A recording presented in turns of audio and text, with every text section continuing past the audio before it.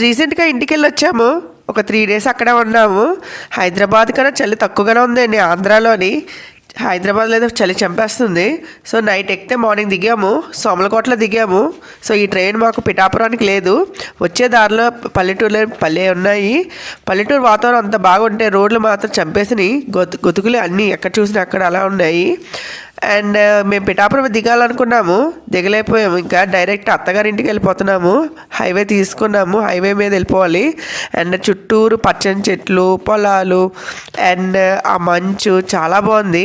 ఇంటికి రీచ్ అయిందంటే ఫస్ట్ మా అమ్మాయి టోటయస్ చూడడం, ఈ పప్పీతో ఆడడం మొదలుపెట్టింది. ఈ పప్పీ అనేది మాది కాదు, పక్కింటి వాళ్ళది. తీసుకొచ్చారనమాట సరదా. మా అమ్మాయికి పప్పీ తీసుకోవాలని అనుకుంటుంది, కానీ రెంటెడ్ హౌసెస్లో కుదరదు కదా. పాప మా అమ్మాయి కొంచెం పాలు వేసింది. 3 డేస్ చాలా మెమరబుల్ డేస్ మాకైతే, మళ్ళీని ఇంటికి వెళ్ళేంత వరకు.